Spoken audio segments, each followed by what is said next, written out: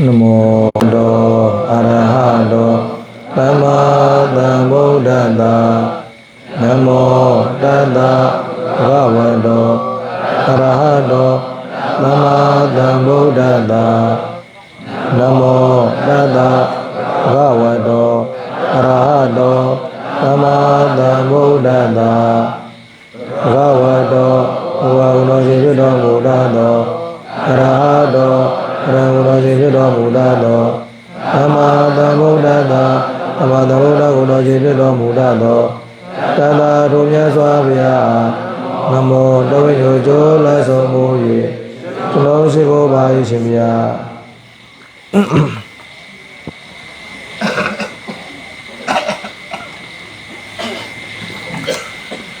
ဒီနေ့အထက်ကရာပါဠိကြံခဲ့တယ်နော်စာမျက်နှာ62 63ဆရာတော်ကြီးကနေတရားမပေးတော့ပဲနဲ့အဓိပ္ပာယ်အကျဉ်းဘာသာပြန်လိုက်တယ်ပြီးတော့နည်းနည်းလေးပတ်ချောက်လေးဘာသာပြန်ကြည့်မယ်နော်ပြီးမှဆရာတော်ကြီးရဲ့အချင်းလေးကြတယ်ကြည့်ကြတာပေါ့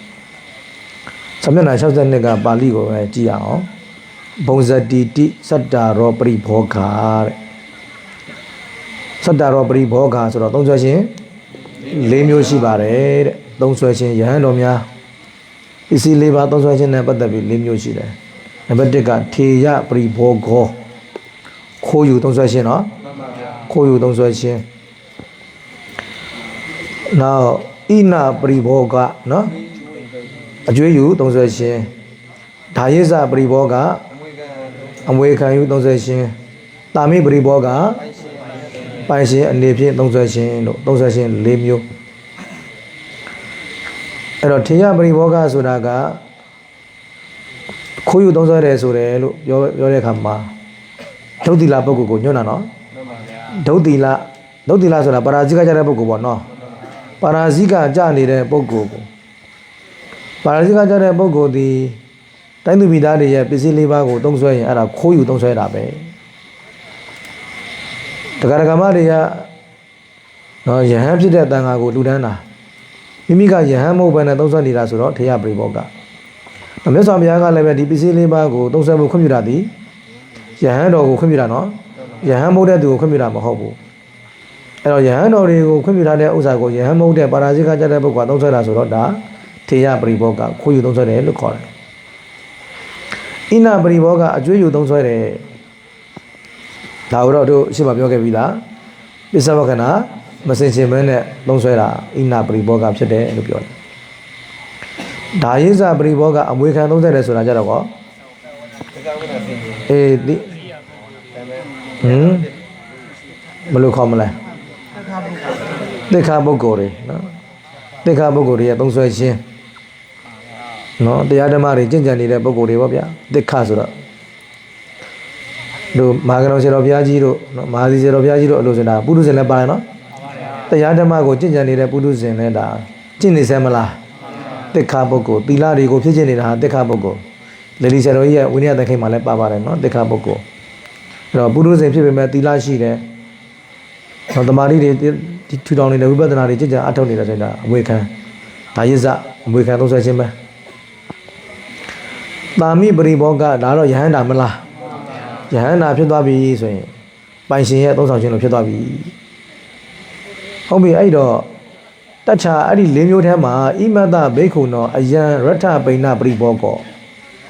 ဣမတဘိက္ခုနောဒီယဟန်ဆိုတာကမေတ္တာပွားတဲ့ယဟန်နော်အဲကမ္မထတစ်ခုကိုနှလုံးသွင်းပြီးတော့အမတ်တန်ပြီးမေတ္တာစိတ်တန်အာဒေဝန္တောအာဒေဝဟုတ်နော်တကယ်တော့အာဒေဝန္တဆိုတာအမြဲတမ်းပွားနေတဲ့ပုဂ္ဂိုလ်ပြအာဒေဝန္တောဆိုတာအာဒေဝနာတတိပဋ္ဌာန်းထဲမှာအာဒေဝနာပစ္စယောဆိုတာထက်ကအရေးကြုံမှာထပ်ပွားတာမျိုးမဟုတ်ဘူးနော်အဲ့ဒါကိုပြောချင်နေတာဒီစကားကအရေးကြုံမှာထပ်ပွားတဲ့ဟာကအစွမ်းအလောက်မထပ်ဘူးဗျနေ့စဉ်နော်လစဉ်နှစ်စဉ်ပွားများခဲ့တာကတော်တော်ကြာလာတဲ့သဘောရှိတယ်ဆိုရင်အဲ့ဒါစွမ်းတယ်ဗျခုံတော်လည်းဒီတိုင်းပဲမေတ္တာလည်းဒီတိုင်းပဲနော်အရေးကြုံမှာထပွားတဲ့မေတ္တာအရေးကြုံမှာထပွားတဲ့ခုံတော်ကအဲ့လောက်ထိမစွမ်းဘူးကုသိုလ်မရဘူးဆိုလို့ရတယ်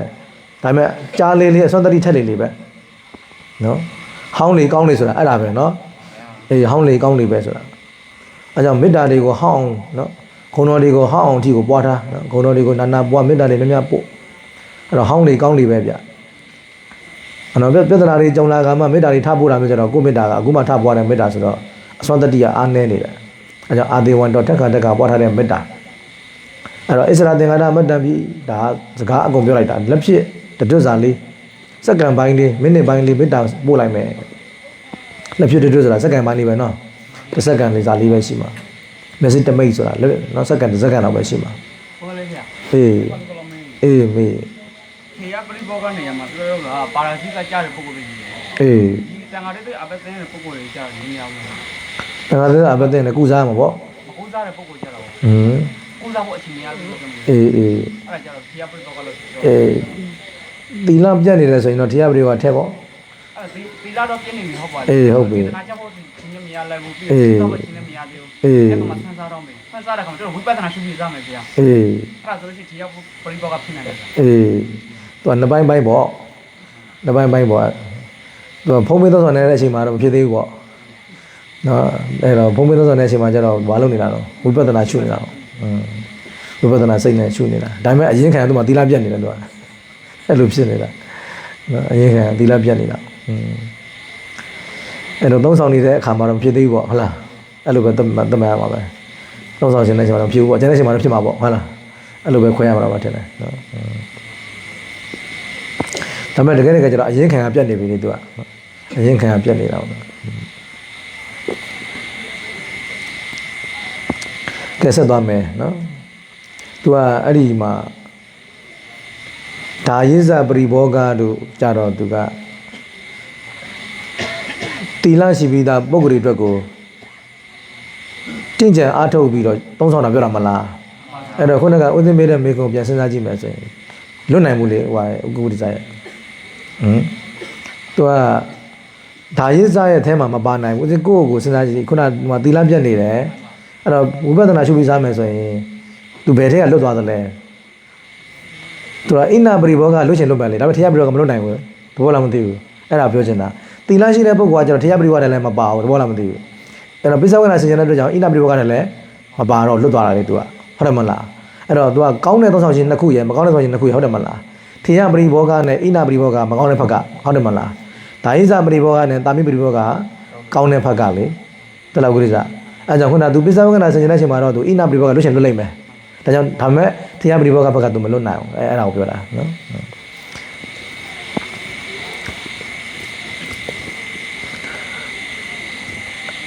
အဲ့တော့ဆက်သွားကြည့်မယ်နော်ဆိုတော့ကမေတ္တာပို့ပြီးတော့တဲ့စားမယ်ဆိုလို့ရှိရင်ရထပိန်တတတာမိကောဟုတ်တော်ဝါတဲ့နော်ဒီတိုင်းပြည်သူသားတွေရဲ့ဆုံးရဲ့ပိုင်ရှင်ဖြစ်သွားတယ်တဲ့နော်ပိုင်ရှင်တော်ဖြစ်သွားတယ်ဆိုပဲအနန္တောဟုတ်တော်ဝါဘာလဲကင်းသွားတော့အကျွေးလဲကင်းသွားတယ်တဲ့ဒါရတော့ဟုတ်တော်ဝါအမွေခံလဲဖြစ်တယ်နော်အကုန်လွတ်သွားတယ်သူကပိုင်ရှင်လဲဖြစ်အကျွေးလဲကင်းအမွေခံလဲဖြစ်ပြီးတော့ပရိပုံစတိသုံးဆောင်ရရောက်တယ် EDP ဒီအကြောင်းကြောင့်လည်းပဲအတ္တထိုယံဟိအမောကောရထပိဏပရိဘောကောနော်အရှိနီးမဟုတ်တဲ့တိုင်းသူပြည်သားတို့ရဲ့သုံးကိုသုံးဆောင်ခြင်းပဲအဲ့တော့ဒါကသီလကိုထပြောကြမလို့တော့ဘူးနော်ဒီမှာမေတ္တာပို့ပြီးတော့သုံးဆောင်တဲ့ယဟန်လို့ပြောလိုက်တဲ့ပေမဲ့ဒီယဟန်တွေအားလုံးကသီလကိုအခြေခံထားပြီးသားနော်ဘုရားလက်ထက်ကယဟန်အတော်များများကသီလကိုအခြေခံထားပြီးသားဖြစ်တယ်ဒါကြောင့်သီလကိစ္စအထက်မပြောတော့ဘူးနော်မေတ္တာပို့ပြီးသုံးဆောင်တယ်ဆိုတဲ့နေရာမှာသီလပါပြီးသားလို့နားလည်ရမယ်ဒါမှလည်းဟိုဟာစကားကအဓိပ္ပာယ်ရှိပါလိမ့်နော်အဲ့တော့သီလရှိပြီးတော့မေတ္တာပွားပြီးသုံးဆောင်မယ်ဆိုရင်ပိုင်ရှင်နေနဲ့လည်းဖြစ်မယ်အကျွေးလည်းကင်းမယ်အမွေခံလည်းဖြစ်နိုင်တယ်ဆိုတဲ့ပေါ့ဣစရာသင်္ကတမတ္တံပိမေတ္တံအာတေဝန္တတာဘိက္ခုနောဒိဏဒါနံမဟတ္တိယံဟောတိအဲ့လိုမေတ္တာပွားပြီးသုံးဆောင်နေတဲ့ယဟန်ကိုနော်ဒိဏဒါနံလှူရတဲ့အလှူသည်မဟတ္တိယံအကျိုးကြီးတယ်ပေါ့ဆိုတာကသီလနေစင်ကြယ်ပြီးတော့ကမ္မထံအားထုတ်နေတဲ့ပုဂ္ဂိုလ်ကိုလှူရင်အကျိုးကြီးတယ်လို့ပြောလိုက်တာပဲမဟဗလံမဟာနိတန္တမဟာဇုတိကံမဟာဝိဖာရန္တိပိတ္တာအမောကောရထပိဏပရိဘောကောအဲ့တော့ဒီအကြောင်းကြောင့်လည်းပဲတိုင်းပြည်သားတွေရဲ့ဆုံးကိုအချင်းချင်းဆုံးရမရဘူးအကြောင်းတစ်ချက်ဥဒ္ဒရကတွေ့တယ်နော်ပထမတစ်ချက်ကယဟန်ဘက်ကဟုတ်ပြီနော်ဒုတိယတစ်ချက်ကအလူရှင်တွေဘက်ကယဟန်ဘက်ကဆိုတာကယဟန်ဒီသီလစင်ကြယ်ပြီးတော့ဘာဝနာပွားနေတဲ့အတွက်ကြောင့်သူဒီပိုင်ရှင်ဖြစ်တယ်အကျွေးကင်းတယ်အမွေခံဖြစ်တယ်ဒါအကြောင်းတစ်ချက်နော်အဲ့လိုပုဂ္ဂိုလ်ကိုလူရတဲ့ကြောင့်လူခင်ရှင်တွေမှာလည်းပဲအကျိုးကြီးတယ်ဒါတစ်ချက်ဟုတ်ပြီနော်အဲ့တော့ခုနကဒွိကာရဏီအကြောင်းနှစ်ချက်ဆိုတာအဲ့ဒါပဲ အဲ့ဒါအကြောင်းတစ်ချက်ပဲယေဘနာဣမံမေတ္တာစိတ်တံဘဟုလံအာတေဝနိဘာဝနိပုဏ္ဏပုဏ္ဏကရောတိမေတ္တာစိတ်ကိုတစ်ချိန်တစ်ခါမဟုတ်ဘဲနဲ့အချိန်ချင်းပွားများနေမယ်ဆိုရင်နော်အာတေဝနိကိုပုဏ္ဏပုဏ္ဏကရောတိလို့ဖွင့်တယ်ထက်ကပွားများနေမယ်စက္ကန့်ပိုင်းနေမဟုတ်ဘူးမိနစ်ပေါင်းများစွာနာရီပေါင်းများစွာပွားများနေမယ်ဆိုရင်တေအမောကရထပိဏပရိဘုံဇံတိတိဣတဝတ္တပမေဝကိပြောစရာကိုမရှိတော့ဒီစက္ကန့်ပိုင်းလေးပွားတာတော့မှအဲ့လောက်အကျိုးများနေတယ်ဆိုရင်အကျဉ်းများစွာပွားများနေတဲ့နော်နိုင်ပေါင်းများစွာပွားများနေတဲ့ပုဂ္ဂိုလ်တွေကတော့ပြောကြမလို့ပေါ့တကယ်လဲအဲ့ဒါဆွမ်းနေတော့ကျလို့ကကြီးတကယ်လဲဆွမ်းပါတယ်ဒီမေတ္တာတွေကိုနှစ်ပေါင်းများစွာပွားလာတဲ့ဆရာတော်တွေနော်ခုံတော်တွေကိုနှစ်ပေါင်းများစွာပွားလာရင်တကယ်ဆွမ်းနေတော့တကယ်ဆွမ်းနေဦးဇင်းတို့တကယ်ကြည့်မှာတကယ်ဆွမ်းပါတယ်တကယ်မေတ္တာတွေကတကယ်ဆွမ်းနေခုံတော်တွေတကယ်ဆွမ်းပါတယ်နှစ်ကြာလေးဆွမ်းနေလေးပဲဧဝရူပဟိဘိက္ခုရထပိဏတာတာမိနောအနန္တဒါယတာဟုတ်တော်ပရိပုံစံတိအဲ့လိုမေတ္တာကိုအချိန်ချင်းပွားနေတဲ့ယဟန်တော်တရားပိုင်ရှင်တွေဖြစ်ကြတယ်အကျွေးကင်းသူတွေဖြစ်ကြတယ်အမွေခံတွေဖြစ်ကြပါတယ်အင်္ဂုတ္တအထက်ကရာပထမအုပ်စာမျက်နှာ54မှာလာပါတယ်နော်ဒါကအဲ့ပါဠိလာတဲ့အတိုင်းပြောပြတာကဲဆရာတော်ကြီးရဲ့ရှင်းပြချက်ကြည့်အောင်အဓိပ္ပာယ်အကျဉ်းကစာမျက်နှာ63လက်ဖြစ်တွတ်ခန့်မြတော်လဲမေတ္တာကိုပွားသောယဟန်ဤစွမ်းကိုတောင်းဆောင်ခြင်းသည်မိမိအကျိုးများခြင်းခုနကပြောခဲ့ပြီနော်တာမိကောရဲ့အနန္နောရဲ့ဓာယတော်မြန်မာလိုပြောရင်ပိုင်ရှင်ဖြစ်တယ်အကျွေးကင်းတယ်အမွေခံဖြစ်တယ်ဆိုတာဒီဆရာတော်ကြီးကဘာသာပြလိုက်တော့မိမိအကျိုးများခြင်းစွမ်းဒါယကတို့ရဲ့အကျိုးများခြင်းဆိုတာကခုနပြောပြီးနော်ဒိဏဒါနမဟတိယမဟပလံမဟာနိတတံအဲ့ဒါကိုဆရာတော်ကြီးကဘာသာပြလိုက်တာပဲစွမ်းဒါယကအကျိုးများခြင်းဟူသောဤအကြောင်းနှစ်ပါးကြောင့်အမောကပရိဘောကအချီးနှီးမဖြစ်တဲ့သုံးဆောင်ခြင်းဖြစ်တယ်တော့နေ့စဉ်တရားဓမ္မတို့ရဲ့သင်္ကန်းဆုံးကြောင်းစေပစ္စည်းလေးပါးတွေကိုတပည့်တော်တို့သုံးနေရတယ်။ဒါကြောင့်အချီးနှီးမဖြစ်ရအောင်ဂရုစိုက်ပါနော်။မိမိတို့လည်းအကျိုးများအောင်တရားဓမ္မတွေလည်းအကျိုးများအောင်သီလတွေကိုကြိုးစားပြီးတော့ထိန်းဘာဝနာတွေကိုကြိုးစားပြီးတော့ပွားပါနော်။အဲ့တော့မိမိတို့လည်းအကျိုးများတယ်တရားဓမ္မတွေလည်းအကျိုးများတယ်။တပည့်တော်ယဟန်ဘဝကတော့တော်တော်ကောင်းတယ်တော့တို့ကကိုယ့်အတွက်လည်းနော်အကျိုးပြီးတယ်လို့သူများတို့လည်းအကျိုးပြီးတယ်နော်။အတ္တဟိတရောပရိဒရောနှခုလုံးပြီးတဲ့အလုံးနော်။တကယ်တော့ယဟန်ဘဝကတော်တော်ကောင်းတယ်ဗျ။နေတတ်ရင်ပြောတာပါမနေတတ်ရင်တော့တကယ်ကိုပြဿနာပဲဗျကိုယ်လည်းဒုက္ခရောက်သူများဒုက္ခရောက်တယ်နော်ဘုန်းကြီးဘုရားမနေတတ်ရင်လည်းကိုယ်လည်းဒုက္ခရောက်တယ်သူများလည်းဒုက္ခရောက်တယ်ဗျအဲ့တော့တကယ်နေတတ်မယ်ဆိုလို့ရှိရင်ဘုရားဆုံးမတဲ့အတိုင်းနေကြမယ်ဆိုရင်ကိုယ်အကျိုးလည်းပြီးသူ့ကျိုးလည်းပြီးဗျအတ္တဟိတပရိဒနှစ်ခုလုံးပြီးတယ်ဗျအခုဒါဒီမှာကြည့်လေသီလတွေထိမ့်ပြီးတော့မေတ္တာပို့ပြီးသုံးဆောင်နေတာအတ္တဟိတပရိဒနှစ်ခုလုံးကိုကြည့်ရရောက်တယ်ပေါ့အကျိုးများပုံကတဲ့မိမိအကျိုးများပုံကမေတ္တာကိုပွားစေသုံးဆောင်ခြင်းကြောင့်တာမိပရိဘောကစွမ်းရပိုင်ရှင်ဖြစ်လျက်သုံးဆောင်ခြင်းအာနန္ဒယပရိဘောကကျွေးမိကင်းလျက်သုံးဆောင်ခြင်းဒါယိဇပရိဘောကအမွေခံဖြစ်လျက်သုံးဆောင်ခြင်းညတာလင်ဖြစ်ပိဿဝကနာမစင်ခြင်းတော်လည်းပဲဣနာပရိဘောကမဖြစ်ပြီတဲ့ဒါဆရာတော်ကြီးပိုရှင်းအောင်ပြောပြတယ်မြတ်တော်ဘုရားကပိဿဝကနာကိုစွဲနေလို့နော်ပိဿဝကနာစင်ခြင်းမှသာဣနာပရိဘောကလွတ်တယ်လို့တချို့ထင်နေကြလို့ဒီမှာကြည့်လေတဲ့ဒီသုတ်တန်ရဆိုရင်မေတ္တာပွားရင်အနန္တောအကျွေးကင်းတယ်ပြောနေတယ်နော်ဒါအလွန်ထင်ရှားတဲ့တာတာတစ်ခုပဲမေတ္တာပွားရင်အကျိုးကင်းတယ်ဆိုတဲ့စကားပါနေတယ်အကျွေးကင်းတယ်ဆိုတာပါနေတယ်အဲကြောင့်ပိဿဝကနာမစင်ခြင်းမဲ့နဲ့သုံးလို့ရတယ်ဆိုတဲ့စကားထင်ရှားသွားပြီနော်ဆရာတော်ကြီးကအကြောင်းတရားပေါက်ဝင်းစားခွင့်မဲ့တော့မှားလိုက်သေးတယ်ဒီလိုကကြီးအနန္တောဟုတ်တော်ကိုအထူးသတိပြုပါလေတဲ့တွေ့ရမလားဒါလို့ဆိုရင်စာတတ်တဲ့ပုဂ္ဂိုလ်တွေသဘောပေါက်တယ်နော်စာတတ်တဲ့ပုဂ္ဂိုလ်တွေဒါလို့ဆိုရင်တော့ခံမငင်းလို့ထင်တာပဲစာမတတ်တဲ့ပုဂ္ဂိုလ်ကလည်းနည်းနည်းညင်းပဲထင်တယ်နော်စာတတ်တဲ့ပုဂ္ဂိုလ်ဆိုတော့ဒါလို့ဆိုသဘောပေါက်သွားပြီဒီအနန္တောဟုတ်တော်ကိုထောက်လိုက်မယ်ဆိုရင်မေတ္တာပွားရင်ကြွေးကင်းတယ်ဆိုတော့ကောင်းရှင်းသွားပြီဗျထို့ပြင်သုံးဆောင်မှုနဲ့ဆက်၍မေတ္တာဘာဝနာကုသိုလ်လည်းဖြစ်ပါတယ်ဤဒီကမိမိရဲ့အကျိုးမှုတို့ပဲဒီဆရာတော်ကြီးအထက်ကရာတစ်ခုပူသွားလို့လုပ်ခဲ့မေတ္တာဘာဝနာကုသိုလ်လည်းဖြစ်တယ်ဆိုစကားတို့ထည့်လိုက်တယ်နော်အထက်ကရာမှာတော့ပိုင်ရှင်ဖြစ်တယ်အကျွေးကင်းတယ်အဝေခံဖြစ်တယ်လို့ပဲပါတာဆရာတော်ကြီးတစ်ခုထည့်လိုက်တယ်ကို့မှာဘာဖြစ်လဲမေတ္တာဘာဝနာကုသိုလ်လည်းရနေတာပေါ့ဤဒီကမိမိရဲ့အကျိုးများမှုတွေဒီစွမ်းတိုင်းကအကျိုးများတာကတော့တဲ့ဘာဝနာကိုပွားစေသောယဟန်သည်သောတာပတိဖို့ကိုရအောင်အထုတ်သောအထမကဒက္ခိဏီယပုဂ္ဂိုလ်တို့တွင်အလတ်စားဖြစ်သို့ရောက်တယ်တဲ့ဟောတိတိကျလာရနော်သောတာပန်ဖြစ်အောင်အထုတ်နေတဲ့အထမကဒက္ခိဏီယ7ခုမြောက်ဒက္ခိဏီယပုဂ္ဂိုလ်နော်အလတ်စားဖြစ်သို့ရောက်တယ်တဲ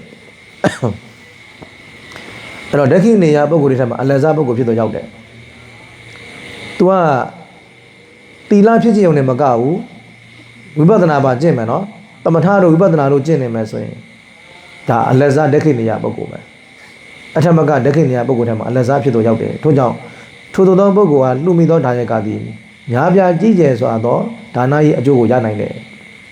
တီလာရှိတရားဓမ္မကျင့်ကြံနေတဲ့ပုဂ္ဂိုလ်ဟာအလူခံပုဂ္ဂိုလ်ထဲမှာပါတယ်လို့ပြောတာဤဒီကဒါယကရဲ့အကျိုးများပုံဒီဤသို့နှစ်ဦးနှစ်ဖက်အကျိုးများစေနိုင်သောကြောင့်အာမောကပရိဘောကအချီးနီးမဟုတ်တဲ့သုံးဆောင်ခြင်းပဲမေတ္တာဘာဝနာကိုမပြတ်အားထုတ်နေသောယဟန်တို့၌ကဆိုရမရှိသည်ထို့သောယဟန်တို့သည်ကစွမ်းဤပိုင်ခြင်းအစစ်ကျွေးမြေကင်းသူအစစ်အမွေခံအစစ်ဖြစ်ဖြစ်သာလျှင်သုံးဆောင်ကြသည်မိဘဤဟူလို့တဲ့ဒါအနည်းချုပ်ရင်အဲ့လိုဟူလို့အဆုံးသတ်တယ်သမဏ64ဒီနေ့တော့ပြီးလောက်မယ်ထင်တာပဲနော်အတက္ကရာ၌မေတ္တာကိုသာတိုက်ရိုက်ဖွင့်ပြသောကြောင့်မေတ္တာတစ်ခုတည်းသာဤသို့အကျိုးများစေနိုင်သည်ဟူ၍ကမမတ်အပါထက္ကရာမှာကဒါအရှိမဖွင့်ပြပြီးပြီဆိုရင်နောက်မှမဖွင့်ဘူးနော်ဒါအထက္ကရာရဲ့ထုံးစံပဲအရှိမသူကလက်ကုံဖွင့်ထားပြီးပြီဆိုရင်နောက်မှအကျဉ်းလုံးပဲပြောတော့တာအခုလည်းဒီမှာတို့ပါဠိတော်ထဲမှာကအစ္စရာသင်္ကန္တဝတ်ထဲမှာမေတ္တာကရင်စတယ်နော်ဒါကြောင့်ထက္ကရာကအဲ့ဒီအစအခန်းမှာဖြစ်တဲ့မေတ္တာအကြောင်းကိုပဲသူကပြောလိုက်တာဟိုနောက်မှကျတော့တတိပဋ္ဌာန်တွေပါလာပြီပါဠိတော်ကိုထောက်နော်ပါဠိတော်၌သမထဘာဝနာအလုံးစုံလည်းပါတယ်ဇန်သမဘက်အလုံးစုံပါတယ်ကာယ ानु ပတနာစသောဝိပဿနာအလုံးစုံလည်းဤတူကြီးသာဟောတော်မူပေသည်သမထတွေရောဝိပဿနာတွေရောပါဠိတော်မှာအကုန်ဟောတယ်နော်ဒါကြောင့်သမထကိုပွားမှသာဆုံးဖို့ကြည်တာမဟုတ်ဘူးဝိပဿနာပွားများအထုတ်ပြီးဆုံးဖို့သုံးဆောင်လို့ရှိရင်လည်းဆုံးဖို့ကြည်တယ်ပေါ့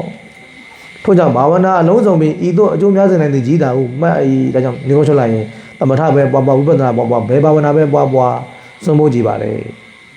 အထက်ကရာ၌အခြားဘာဝနာတို့ကိုမဖွင့်ပြခြင်းမှာအစဆုံးဖြစ်သောဤမေတ္တာတုံ၌ဖွင့်ပြပြီးဖြစ်သောကြောင့်နော်တို့ဖြစ်ဝိပဿနာဉာဏ်ဖြင့်ပစ္စယနိတ္တရသီလပစ္စည်းပြည့်စုံသည်ကိုနိတ္တယနိတ္တန်တရားမှတ်ပါနိတ္တန်တရားဆိုတာ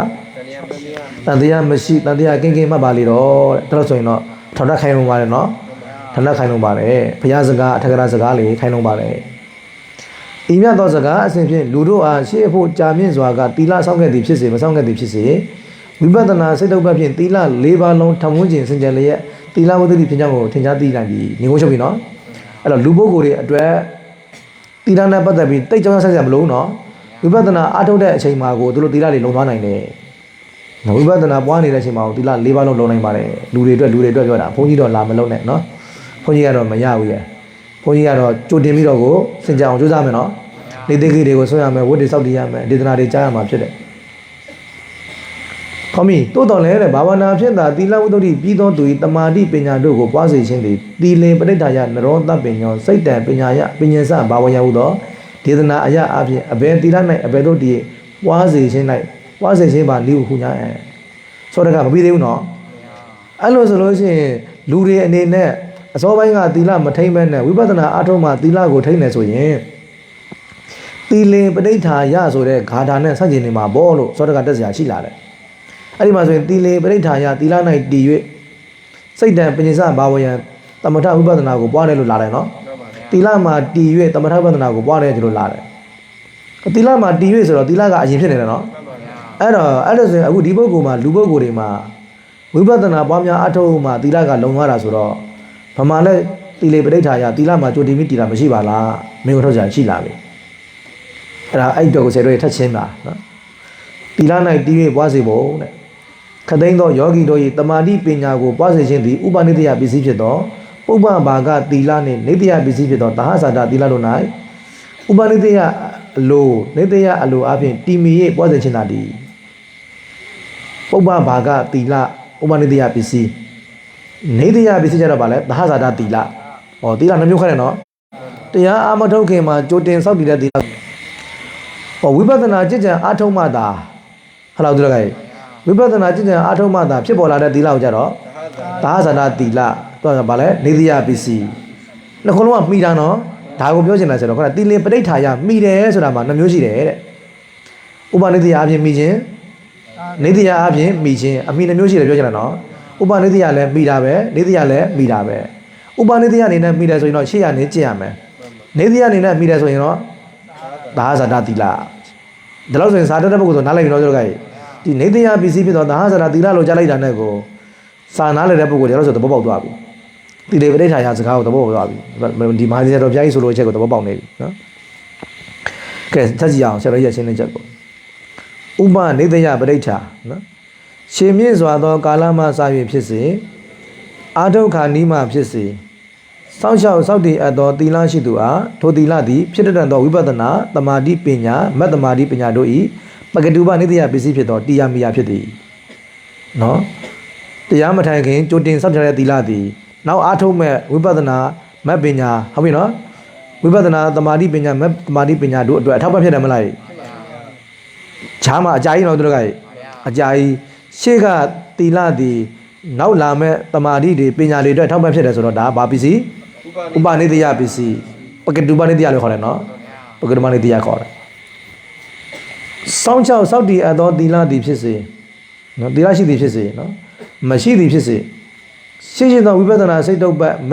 က်ဖို့စိတ်တုပ်ပတ်တို့၌ပါဝင်သောသီလသည်လည်းနောက်သောဝိပဿနာသမာဓိပညာမက်သမာဓိပညာတို့၏ပကတုပနိတယပစ္စည်းဖြစ်သောတရားမယာဖြစ်၏နောက်တစ်မျိုးကဝိပဿနာစိတ်တုပ်ပတ်မှာပါတဲ့သီလဟုတ်ပြီနော်မက်စိတ်ဖို့စိတ်မှာပါတဲ့သီလအဲ့ဒီသီလသည်လည်းပဲဟိုနောက်မှာဖြစ်မဲ့ဝိပဿနာသမာဓိပညာမက်သမာဓိပညာအတွက်ထောက်ပံ့ဖြစ်တယ်ဆိုရင်ဥပနိတယပဲနော်အဲ့တော့ဥပနိတယတွေနှစ်ခုရှိတယ်နော်ဟိုဟုတ်တယ်ရှေ့ပိုင်းသီလနဲ့ရှေ့ပိုင်းသီလတသက်နော်ရှေ့ပိုင်းသီလတသက်ဘာဝနာမှမပါဘူးရှေ့ပိုင်းသီလသည်နောက်အားထုတ်တဲ့ဝိပဿနာမက်စိတ်ဖို့စိတ်တို့မှာထောက်ပံ့ဖြစ်တယ်ဒါဥပနိတယတစ်မျိုးနောက်တရားထုတ်တဲ့အခါမှာဖြစ်တဲ့သီလဟာနောက်လာမဲ့ဝိပဿနာမက်ဖို့တွေအတွက်အထောက်ပံ့ဖြစ်တယ်အဲ့ဒါလည်းဥပနိတယပဲနော်အေးဥပနိတယနှစ်ခုရှိတယ်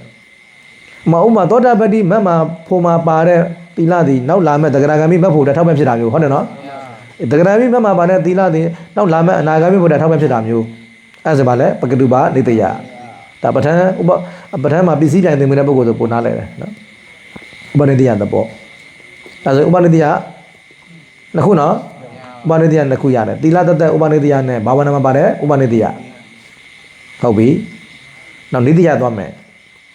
ဒါတော့အတူတူကဖြစ်တာပြသဟဇာတဆိုတော့အတူတူကဖြစ်တာအတိအသီသောဝိပဿနာစိတ်တုပ်ပတ်မက်စိတ်တုပ်ပတ်တို့၌ပါဝင်သောသီလသည်ထိုစိတ်တုပ်ပတ်အတိအသီ၌ပါဝင်သောတမာတိပညာတို့၏သဟဇာတနိတယပစ္စည်းဖြစ်သောတရားများဖြစ်၏ဝိပဿနာပွားတဲ့အခါမှာသီလလည်းပါတယ်တမာတိလည်းပါတယ်ပညာလည်းပါတယ်နော်ဝိပဿနာတစ်ခုတည်းမှာကိုသီလတမာတိပညာသုံးခုလုံးပါတယ်နော်အဲ့ဆိုအဲ့ဝိပဿနာမှာပါတဲ့သီလသည်ဝိပဿနာမှာပါတဲ့မက်ဖို့ကိုပဲကျေးဇူးပြုတာဆိုတော့ sorry ပါဝိပဿနာမှာပါတဲ့တမာတိနဲ့ပညာကျေးဇူးပြုတာဆိုတော့သဟဇာတဆိုတာအတူတကွဖြစ်တာနော်အတူတကွဖြစ်တာဥမာစေတနာသီလပဲဆိုပါစို့တို့ကရဲ့နော်အဲ့တော့ဝိပဿနာအထုတ်တယ်ဆိုရင်မဟာကုသိုလ်ဉာဏ်တမျိုးစိတ်နော်မဟာကုသိုလ်ဉာဏ်တမျိုးစိတ်မှာစေတသိက်30နဲ့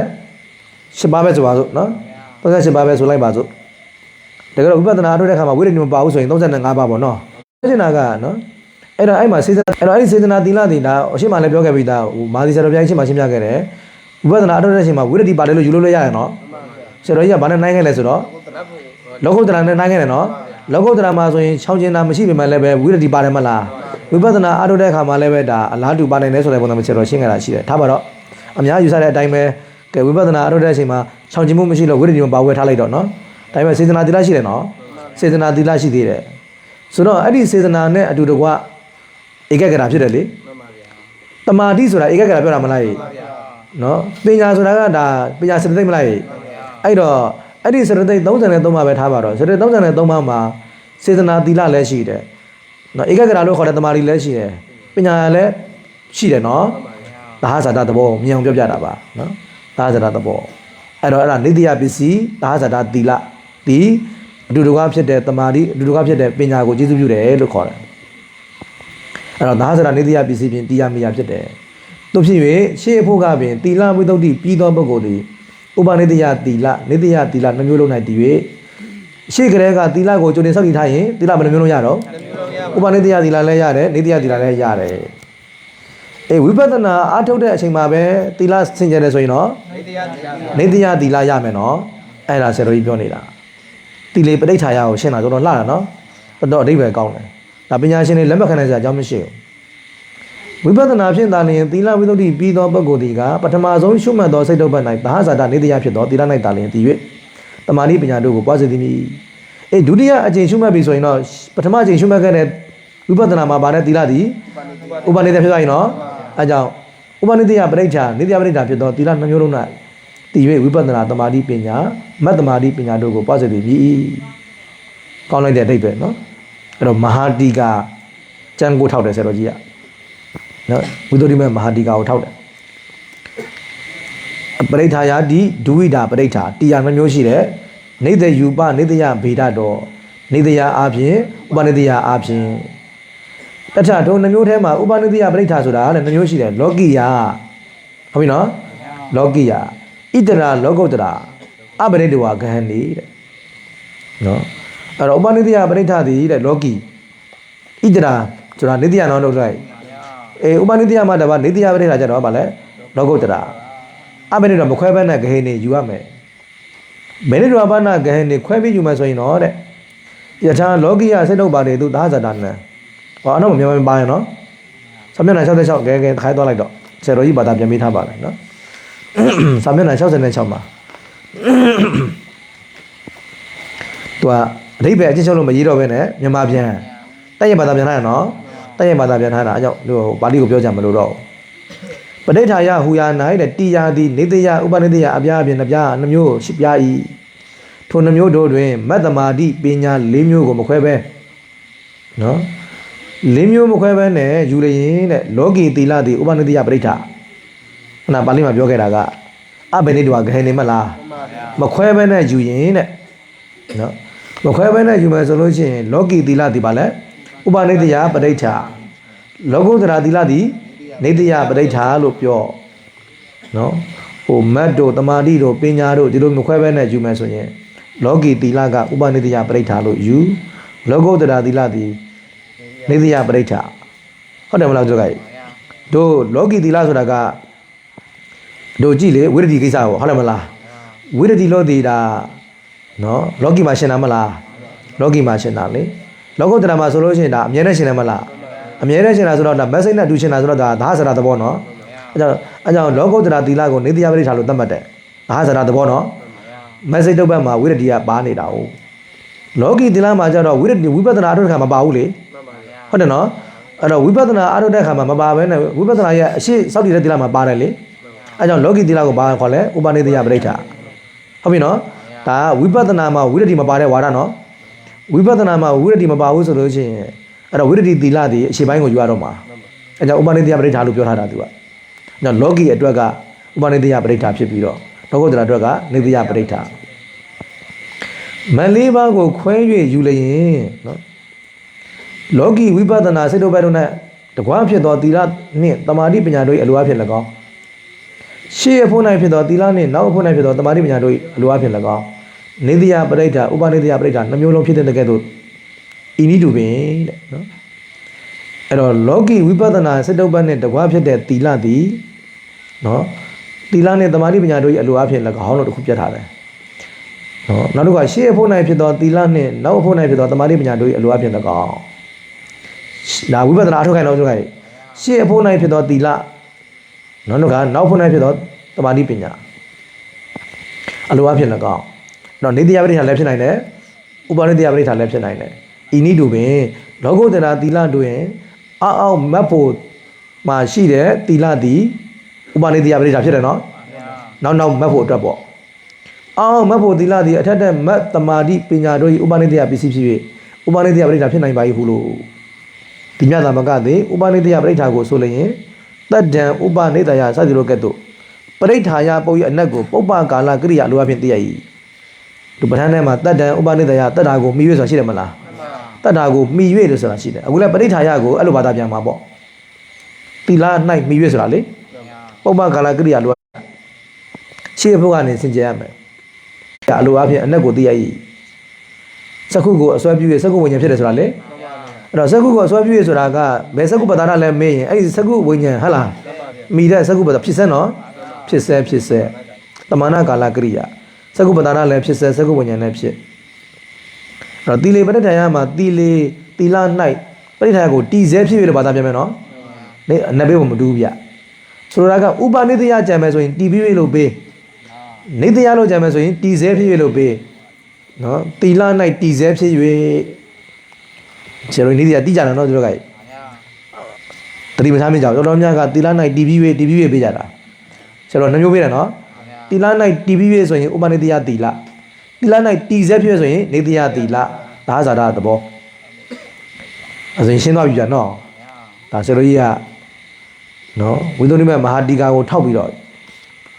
သီလနှမျိုးကိုရှင်းပြလိုက်တာသီလေပဋိဌာယမှာ တော်တော်ကောင်းတဲ့အဓိပ္ပာယ်ဗျာနော်ကဲအထုမဲ့ဖွယ်ဘာဝနာဖြင့်ပင်သီလဝိသုဒ္ဓိပြီးနိုင်ကြောင်းကိုကြံဝင်းစွာပြဆိုခဲ့သည်မှာတော်တော်ကျယ်တယ်ဗျနော်ဘာဝနာကိုအားထုတ်လို့လျင်သီလကိုစင်ကြယ်အောင်ကြာမြင့်စွာစောင့်ထိန်နေရအောင်မည်ထို့နောက်မှသာလျင်ဘာဝနာကိုအားထုတ်ကောင်းသည်ယခုမှသီလစောင့်တည်၍ယခုချက်ချင်းအာမထုတ်ကောင်းဟု၍ယူဆပြောဆိုသောသူတို့အား၎င်းထို့သောစကားကိုယုံကြည်သောသူတို့အား၎င်းဘာဝနာအလုတ်၏အနောက်ချက်မဖြစ်ပါစေလင်မကဲ့ရဲ့အတ္တိကိုကဲ့ရဲ့ပြင်မာ၍အာကုသို့အဖြစ်မဖြစ်ပါစေလင်ဟုမျှော်လင့်တောင်းတ၍သာလျင်ပြတ်ဆိုခြင်းဖြစ်ပေသည်သီလကိုမယိုမသိဘေးဓမ္မအဲ့လိုမျိုးတွေနော်အဲ့လိုမျိုးတွေမဖြစ်စေလို့ဆရာတော်ကြီးကပြောနေလားအဲ့တော့သီလကိုမယိုမသိပြုစုလို့ပြောနေခြင်းမဟုတ်ပါဘူးနော်သီလကိုကြိုတင်ဆောက်နိုင်တော့ပိုကောင်းတာပေါ့နော်ပိုကောင်းတာပေါ့ဒါပြောကြမလို့လေသီလကိုကြိုတင်ဆောက်နိုင်တော့ကောင်းတာပေါ့ကြိုတင်မဆောက်နိုင်တဲ့ပုံကိုယ်တွေလည်းပဲမိယာကစအထုတ်ပေါ့ဟုတ်တယ်မလားအထုတ်တဲ့ချိန်ကစပြီးသီလထိန်ပေါ့ဒီလိုမျိုးဆိုလို့ကျွန်တော်ဆရာတော်ကြီးကနော်ကဲကောင်းပြီအမှန်အားဖြင့်တော့ကနော်သီလသည်အလွန်ပင်အလင်းပြုထိုက်သောအကျင့်ဖြစ်ပါတယ်နော်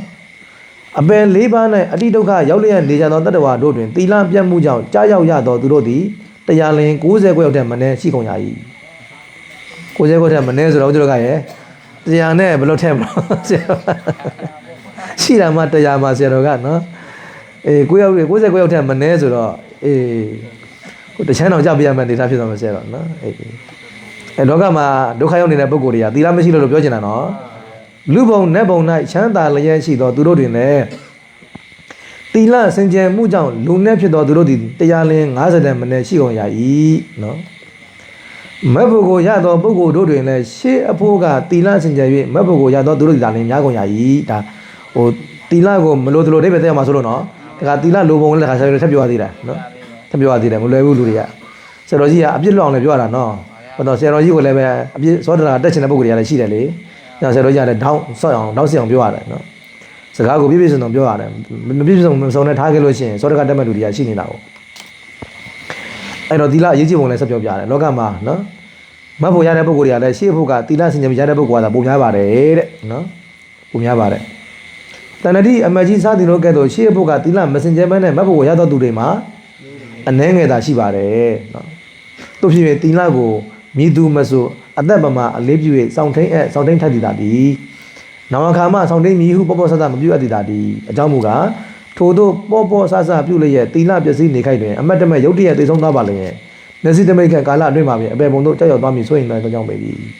ချို့ဦးစင်းတွေကိုဒီစကားများများပြောပြရမှာဟုတ်လားဟိုးတို့စာသင်သားပဲရှိသေးတယ်အသက်တော်ကြီးမှမထိမ့်မယ်ဆိုတဲ့ပုံကိုယ်တွေဟုတ်တယ်မလားစာရင်သားဘဝမှာတော့ကွာနော်သီလတွေပြည့်ရင်ပြည့်ပါစေအောင်ညစာလည်းစားလိုက်အောင်မယ်ပတ်စာလည်းကိုင်းလိုက်အောင်မယ်အင်ဂျီလည်းဝက်လိုက်အောင်မယ်ဆိုတဲ့ပုံကိုယ်တွေနော်အဲ့ဒီချိန်မှာမသေးဘူးလားအမခံနိုင်လားအေးဘယ်နဲ့လောက်ကြမလဲနော်အဲ့ဆိုင်သားဘွားမှာမသေးပါဘူးလို့အမခံနိုင်လားမခံနိုင်ပါဘူးဗျာဒါကြောင့်နော်အသက်ကြီးမှပြန်တော်မူမယ်လို့အမခံချက်မရှိဘူးနော်အေးအဲ့လိုပေါ့ပေါ့ဆဆနေတဲ့အချိန်မှာပဲတည်သွားခဲ့ဘယ်နဲ့လောက်ကြမလို့ခုနကဆရာတော်ကြီးပြောခဲ့ပါတယ်60ခွဲထက်မနေဘူးတဲ့နော်တီလာပြက်လို့အပေရောက်သွားတဲ့ပုဂ္ဂိုလ်ဒီ60ခွဲရောက်ထက်မနေတဲ့ဆရာတော်ကြီးသုံးထားတယ်နော်ဒါကြောင့်အချိန်မရွေးတည်သွားနိုင်တယ်ဆိုတဲ့အတွေးလေးကိုဦးဇင်းတို့ကိုရင်တို့နော်ခေါင်းထဲမှာထည့်ထားပါဒါကြောင့်သီလကိုပေါ့ပေါ့ဆဆလုံးတင်လားမလုံးတင်ဘူးလားလုံးတင်ပါဘူးနော်အေးအခုတော့ငါတို့တွေသီလတော့ဖျက်လိုက်အောင်မယ်နောက်အသက်ကလေးရလာငါပဲသီလတွေထိမ့်လိုက်အောင်မယ်ဆိုတဲ့စိတ်ကိုမမွေးသင့်ပါဘူးနေ့ခေတ်တော်တော်များများကအဲ့ဒီစိတ်ကိုမွေးကြတာသတိထားမိလို့ပြောတာနော်သူကအေးတတ်တော်ကြီးမှပဲဝီနည်းတွေကိုပြန်ထိမ့်မယ်ပရိဝတ်တွေစောက်တည်မယ်ဆိုတဲ့နော်ငယ်စဉ်မှာတော့နေပါစေအောင်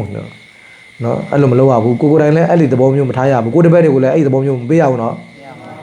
်သူတို့နိုင်ကစိုးပဲမရှိတော့ပြီတဲ့ဥပဒနာတရားကိုအားထုတ်နေတဲ့ရဟန်းတော်များအနေနဲ့နော်လူပုဂ္ဂိုလ်များအနေနဲ့ဆိုရင်ပိုတော်မှသီလကိုထိန်းသိမ်းတယ်လို့ပြောတာနော်တာမယ်လူမပြောပါနဲ့တဲ့ဘာဝနာအားထုတ်တဲ့ပုဂ္ဂိုလ်ဆိုပိုတော်မှထိန်းသိမ်းတယ်နော်ဒီနေ့ခေတ်ကတော့သီလမလို့ထို့သောသူတို့ဒီကအသက်တက်ပင်အလေးမြတ်ပြု၍ထံဝန်းကျင်စင်ကြအောင်စောင့်ထိန်ထပ်တည်တာဒီထို့သောသူဆိုတာခုနဝိပဿနာအားထုတ်တဲ့ပုဂ္ဂိုလ်တွေနော်ဝိပဿနာအားထုတ်နေတဲ့ဒကာကြီးတွေဒကာမကြီးတွေယဟန်တော်တွေကိုရင်တွေနော်အဲ့ဒါသီလကိုနော်အသက်ထက်ပင်အသက်နဲ့ထပ်တူမဟုတ်ဒန်းတူမဟုတ်ဘူးနော်အသက်ထက်တောင်မှအလေးထားရမှာအသက်ပမာမပြောဘူးနော်အသက်ပမာဆိုတဲ့နိုင်သေးတယ်အသက်ထက်ကိုအလေးမြတ်ထားရမှာဒါကြောင့်ဇာတ်တော်ပြောကြတယ်မလားအသက်နဲ့သီလရှင်လာခဲ့လို့ရှိရင်စွန့်ဖို့လိုလာလို့ရှိရင်အသက်ကိုပဲစွန့်သီလကိုမစွန့်နဲ့ဆိုတာသီလကပိုတန်ဖိုးထားရလို့နော်အေး ထို့ကြောင့်ဘာဝနာကိုအားထုတ်လို့သောသူသည်အမြဲတမ်းသီလစင်ကြယ်နေတော်လဲတမာတိပညာတို့အားကျေးဇူးပြုနိုင်စေရန်ရည်တံမျှော်လင့်၍ငါးပါးသီလကိုဖြစ်စေအာဇဝဓမ္မကသီလကိုဖြစ်စေရှေးဥစွာစောင့်တည်ခြင်းတို့အ၏သီလနှစ်ပါးပြောနေနော်တချို့ကအာဇဝဓမ္မကသီလလို့တတိချပြောတဲ့လူတွေရှိတယ်ဥပုသ္သီလစောင့်တည်မှရမယ်လို့ပြောတဲ့လူတွေရှိတယ်ငါးပါးသီလနဲ့ရတယ်နော်အေးငါးပါးသီလနဲ့ရပါတယ်တော်တော်များများကဥပုသ္သီလစောင့်တည်မှကျင့်ကောင်းတယ်လို့ထင်နေကြတာနော်ငါးပါးသီလနဲ့တရားကျင့်လို့ရတာမရဘူးလားရပါတယ်ငါးပါးသီလနဲ့တရားကျင့်လို့ရပါတယ်နော်ပလီဘောဓအလုံးစုံကိုပယ်ဖြတ်၍9ရက်ဖြစ်စေထို့တဲ့အလွန်ဖြစ်စေနင်းညမပြတ်အာထုတ်လိုလျင်က7ပါးသီလ10ပါးသီလတို့ကိုစောင့်တည်ခြင်းလုံးအပ်ကုန်၏ဆွမ်းနိုင်လို့ရှိရင်အဲ့တော့7ပါးသီလတွေ10ပါးသီလတွေကျင့်ပိုတော့ကောင်းသေးတယ်နော်သီလများလေလေကောင်းလေလေပဲပလီဘောဓနဲသွားတာကိုဗျဥပုသ္သီလတွေစောင့်တည်လို့ရှိရင်ညစာစားတာတွေမရှိတော့မလားအဲ့တော့တရားအထုတ်ရှင်တွေပိုတက်လာတာပေါ့နော်မိတ်ကလိမ့်တာတွေခြေသားတာတွေလည်းနဲသွားတာပေါ့ဗျအဲ့တော့တရားထိုင်ခြင်းတွေပိုများလာတာပေါ့ဗျပလီဘောဓတွေနဲသွားတာပေါ့ကဲသီလစောင့်တည်တော့ဘာအကျိုးရသလဲဆိုတော့အမတ်တရားစောင့်တည်ခြင်းသောအပ်သောထိုသီလကိုအားထုတ်သောကာလ၌တတိယတိုင်းသီလစင်ကြယ်ပါပေသည်ဟုစင်ကြယ်လုံးတာရွှင်ခြင်းဖြစ်ပါလက်တံအနှဲငယ်နှစ်သိမ့်အားရခြင်းဖြစ်ပါလက်တံများစွာနှစ်သိမ့်အားရခြင်းဖြစ်ပါလက်တံကိုယ်စိတ်ငြိမ်းအေးခြင်းဖြစ်ပါလက်တံဒါပါဠိတော်ဘာသာပြန်ထားတာပဲနော်အေးသူကပမုဇ္ဇာတို့ပီတိတို့ပတ္တတိတို့ဒုက္ခတို့လေပြီးအခန်း1သည်သီလဆိုင်ရာပေါ့နော်ဟောဒါခေတ်ဆက်ဆက်ကမှားယွင်းနေတဲ့ယူဆကလေးတွေကိုနော်ဆရာတော်ကြီးကသူရဲ့ဝိပဿနာရှုနေကြတဲ့မှာအခန်းတစ်ခုအနေနဲ့တင်ပြထားခဲ့ပါတယ်တော်တော်ကိုကောင်းတယ်နော်တကယ်ကိုပညာရှင်ဆန်းတယ်နော်တော်တော်ကောင်းတယ်ကဲဒါဆိုရင်အချိန်မီသေးတယ်အခန်းနှစ်ကိုနည်းနည်းဆက်လိုက်ကြအောင်စို့ဒါနော်စိတ်ကိုခေါင်းစဉ်တက်လိုက်တာသမထသမာဓိဝိပဿနာသမာဓိဖြစ်လက်တော့တချို့ကစိတ်ဓာတ်ဝိသုဒ္ဓိကိုသမထပဲဆင်တာတော့တို့ကဝိပဿနာမှာလည်းစိတ်ဓာတ်ဝိသုဒ္ဓိရှိတယ်နော်အေးဘာဖြစ်လို့အဲ့လိုထင်ကုန်ကြတယ်လဲဆိုတော့ဝိသုဒ္ဓိမဲ့ထက္ကရာမှာလည်းပဲသမထဘိုင်းကိုဖွင့်လာတာလေစိတ်ဓာတ်ဝိသုဒ္ဓိနဲ့ပတ်သက်ပြီးတော့သမထကိုပဲဖွင့်လာတာဆိုတော့စိတ်ဓာတ်ဝိသုဒ္ဓိလို့ပြောလိုက်တာနဲ့သမထကိုပဲပြင်းမြင်ကြတယ်အဲ့တော့ဝိပဿနာသမာဓိကိုလည်းပဲစိတ်ဓာတ်ဝိသုဒ္ဓိယူနိုင်တဲ့အကြောင်းကိုဒီမာဇီဆရာတော်ဘုရားမိန့်ထားတယ်နော်လက်ဒီဆရာတော်ဘုရားကတော့ဒီပဏိထဲမှာသူကတော့စိတ်ဓာတ်ဝိသုဒ္ဓိဒီသမထယာနိကသမားတွေအတွက်တာရည်ညွှန်းတယ်ဆိုပြီးတော့ဒီလိုမှတ်ချက်ပေးထားတယ်ဘာလို့ဝိသုဒ္ဓိမဲ့ကိုကြည့်ပြောတာကိုနော်အဲ့တော့သမထယာနိကသမားတွေအတွက်ကတော့စိတ်ဓာတ်ဝိသုဒ္ဓိလိုတယ်တဲ့ဘာလို့သူတို့ကသမထတည်ထောင်မှာမလားသမထယာနိကသမားတွေကသမထထူထောင်ရမယ်သမထပြီးမှဝိပဿနာကိုသွားမှာအဲ့သူတို့တွေကစိတ်ဓာတ်ဝိသုဒ္ဓိလိုတယ်တဲ့ဝိပဿနာယာနိကသမားတွေအတွက်ကကြတော့သမထကိုအမထောက်အောင်မလားသမထကိုတကူးတကကြီးအထောက်နေစရာမဟုတ်တဲ့အတွက်ကြောင့်စိတ်ဓာတ်ဝိသုဒ္ဓိမှာပြောတဲ့စိတ်ဓာတ်ဝိသုဒ္ဓိမျိုးမလိုပါဘူးပေါ့ဝိသုဒ္ဓိမှာပြောတာကဥပ္ပဇာသမာဓိအပ္ပနာသမာဓိလို့ပြောတယ်လေအဲ့တော့ဥပ္ပဇာသမာဓိအပ္ပနာသမာဓိကိုစိတ်ဓာတ်ဝိသုဒ္ဓိလို့ပြောထားတာဆိုတော့ဝိပဿနာယာနိကသမာဓိမှာကဥပ္ပဇာသမာဓိလည်းမရှိဘူးအပ္ပနာသမာဓိလည်းမရှိဘူးဒါကြောင့်လေဒီဆရာတော်ဘုရားကြီးကဝိပဿနာယာနိကသမားများသည်စိတ်ဓာတ်ဝိသုဒ္ဓိမလိုအပ်ဆိုတဲ့ပုံစံမျိုးကိုဒီပဏိထဲမှာရေးထားတာတွေ့ရတယ်ဖတ်ရတယ်ပေါ့နော်အဲ့တော့မာသီဆရာတော်ဘုရားဝါဒနဲ့လေဒီဆရာတော်ဘုရားတော်ဝါဒဟာမဆန့်ကျင်ဘူးနော်ဘာလို့ဆိုတော့မာသီဆရာတော်ဘုရားကြီးကစိတ်ဓာတ်ဝိသုဒ္ဓိထဲမှာဘာကိုထည့်လိုက်လဲဆိုတော့ခဏိကသမာဓိကိုထည့်လိုက်တာဟုတ်ပြီနော်ဝိသုဒ္ဓိမထက္ကရာမှာကဥပ္ပဇာသမာဓိအပ္ပနာသမာဓိကိုစိတ်ဓာတ်ဝိသုဒ္ဓိအနေနဲ့ဟောထားတယ်မာသီဆရာတော်ဘုရားကြီးကခဏိကသမာဓိကိုထပ်ထည့်တယ်အဲ့လိုမျိုးအဲ့တော့လေဒီဆရာတော်ဘုရားကြီးကသူကဥပ္ပဇာသမာဓိအပ္ပနာသမာဓိနှစ်ခုလောက်ကိုရည်ညွှန်းပြီးတော့ဝိပဿနာယာနိကသမားအတွက်ကတော့ဒီစိတ်ဓာတ်သမားစိတ်ဓာတ်ဝိသုဒ္ဓိမလိုအပ်ပါဘူးဆိုတဲ့ပုံစံမျိုးရေးသားထားတာပေါ့နော်ဒါကြောင့်ဆရာတော်နှစ်ပါးဟာမဆန့်ကျင်ပါဘူးလို့ပြောတာနော်ကဲကြည့်ရအောင်အဲ့တော့သမထသမာဓိဝိပဿနာသမာဓိဖြစ်လတ်တော့ထိုးအာယုံကိုကြံစည်မှုဟူသောនិဝရဏတို့သည်အကြအနဲ့ဝင်ရင်မဖြစ်နိုင်ကုန်ပြီဝိသုဒ္ဓိစင်ကြယ်တယ်ဆိုတာဘာစင်ကြယ်တယ်လဲမေးရင်និဝရဏစင်ကြယ်သွားတာနော်និဝရဏတွေကင်းသွားတာကိုပြောချင်တာပဲအဲ့တော့သမထတွေအထုတ်တဲ့အခါမှာဥပ္ပဇာသမာဓိရရင်လည်းនិဝရဏကင်းတယ်နော်အပ္ပနာသမာဓိဇန်တွေကိုရရင်လည်းនិဝရဏကင်းတယ်ဒါသမထသမာဓိဝိပဿနာကိုတရားအထုတ်တဲ့ပုဂ္ဂိုလ်တွေလည်းပဲဒီယုံနံတွေပေါ်မှာအာယုံကိုနော်ကတ်နိုင်သွားပြီဆိုလို့ရှိရင်ခဏိကသမာဓိဖြစ်သွားပြီဆိုလို့ရှိရင်និဝရဏကင်းပြီလားမကင်းဘူးလားကင်းသွားပြီလေအဲ့ဆိုရင်အဲ့ဒါကိုစိတ်တဝိသုဒ္ဓိခေါ်လို့ရတာပေါ့နော်အဲ့ဒါကိုပြောတာនិဝရဏကင်းဖို့ကလိုရင်ပဲအဲ့တော့သမထအခိုက်မှာပဲကင်းဝိပဿနာအခိုက်မှာပဲကင်းဒါစိတ်တဝိသုဒ္ဓိပဲပေါ့ဒါကြောင့်ဝိပဿနာယာနိကမှာလည်းပဲစိတ်တဝိသုဒ္ဓိရနိုင်တယ်ဆိုတာကိုမာဇီဆရာတော်ဘုရားရှင်းပြတာនិဝရဏတို့အကြာကြာ၌ဝင်ရင်မဖြစ်နိုင်ကုန်ပြီသမထအာယုံဝိပဿနာအာယုံတို့၌စူးစိုက်တည်ကြည်သောတမာတိတည်တာလျင်တစ်ဆက်တည်းစင်ကြယ်စွာဖြစ်၏လူရခဏခဏပြောနေတယ်စက္ကန့်တိုင်းဟုတ်လားအမှတ်တွေဆက်သွားပြီအတွင်းမဝင်တော့ဘူးနော်ငိုက်တာလည်းမဝင်တော့ဘူးထိနာမိတ်တာမဝင်ဘူးအတွေးတွေလည်းမဝင်တော့ဘူးကာမိစနာတွေလည်းမဝင်တော့ဘူးဗျာပါတွေလည်းမဝင်တော့ဘူး တမပြီးတမဆက်ဆက်သွားတယ်နော်ရှေ့အမတ်နောက်အမတ်ရှေ့အမတ်နောက်အမတ်တော့ကြောင့်အမတ်တွေဆက်ဆက်သွားတယ်စက္ကန့်တိုင်းမှာအမတ်တွေဖြစ်သွားတယ်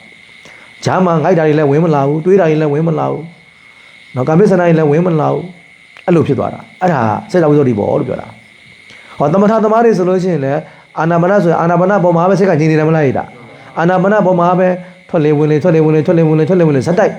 ဂျာမှာဘာမှမဝင်လာဘူးနော်ငိုက်တာလည်းမဝင်လာဘူးအတွေးတွေလည်းဝင်လာဘူးထွက်လေဝင်လေဇက်တိုက်ဖြစ်နေတယ်အဲ့ဒါစေတဝိသုဒ္ဓိဖြစ်နေတာပေါ့စေတဝိသုဒ္ဓိဖြစ်မှာနားလဲနော်အမတ်တွေတောက်လျှောက်ဆက်သွားတာနော်သမထဆိုလဲသမထအာယုံပေါ်မှာအာယုံအမတ်တွေကဆက်နေတာဟုတ်ပြီနော်ဝိပဿနာသမားတွေဆိုရင်လည်းယုံနဲ့အာယုံတွေပေါ်မှာဆက်သွားတာနော်အဲ့တော့ဒီကပြောချင်တာကရှုမှတ်မှုတစ်ဖြစ်သွားရင်နိဝရဏကင်းပြီနိဝရဏကင်းရင်ဘာဖြစ်ပြီလဲစေတဝိသုဒ္ဓိဖြစ်ပြီအဲ့ဒါပဲဒါကြောင့်ဝိပဿနာပဲအာထုတ်သမထပဲအာထုတ်အမှတ်ဆက်သွားပြီဆိုရင်နော်နိဝရဏကင်းသွားပြီမို့လို့အဲ့ဒါစေတဝိသုဒ္ဓိခေါ်တယ်ဒါကြောင့်ဤသို့သောတမာတိတိတာလည်းမုတ်ချံအပြင်စေတဝိသုဒ္ဓိမြည်အမတ်ဆက်သွားပြီဆိုတော့ဒါတမာတိအကောင်းသွားပြောချင်တာနော်အမတ်ဆက်သွားပြီဆိုတော့တမာတိအကောင်းလို့ပေါ့အဲကြောင့်တမာတိတိတာလည်းမုတ်ချံအပြင်စေတဝိသုဒ္ဓိမြည်ဆိုတာကစိတ်တည်စေတဝိသုဒ္ဓိမဟုတ်ဘူးနော်ဘာလဲတမာတိတာလည်းစေတဝိသုဒ္ဓိအဲ့လိုနိဝရဏတွေကင်းသွားအောင်လုပ်ပေးတာဘာလို့လဲတမာတိပဲဒါကြောင့်တကယ်စေတဝိသုဒ္ဓိအရာကတမာတိကိုရောက်ကောက်မှာနော်တမာတိကိုရောက်ကောက်မှာစိတ်ကိုရောက်ကောက်မှာမဟုတ်ဘူးနော်စေတဝိသုဒ္ဓိစိတ်စင်ကြယ်တယ်ဆိုတော့စိတ်လို့ထင်နေမှာဆိုတော့မဟုတ်ပါဘူးတမာတိပါအဲ့လိုစိတ်စင်ကြယ်သွားအောင်နိဝရဏကင်းသွားအောင်တမာတိကလှုပ်ဆောင်ပေးတာအဲကြောင့်တမာတိတိတာလည်းဘုရားအပြင်စိတ်တဝိသုဒ္ဓိမြည်ဤတမာတိရဲ့အစွမ်းကြောင့်ပဲရှင်တွဲဘက်စိတ်တည်လည်းပဲမဖြစ်တော့နိဝရဏကင်းသွားတာနိဝရဏကင်းရခြင်းရဲ့အကြောင်းဒီတမာတိကြောင့်ပဲနော်အဲကြောင့်စိတ်တဝိသုဒ္ဓိဆိုတာစိတ်ကိုခေါင်းစဉ်တတ်ထားတာပဲရှိတာပါတကယ်ကတမာတိပါပဲတဲ့ဒါကြောင့်ခုနကဟိုသီလေပဋိဌာယနရောသပ္ပညောစိတ်တံပညင်စဘာဝယံမှာလဲစိတ်တံနဲ့သုံးထားတယ်နော်တမာတိကိုစိတ်တဆိုတဲ့စကားလုံးနဲ့သုံးထားတယ်နော်ဟုတ်ပြီ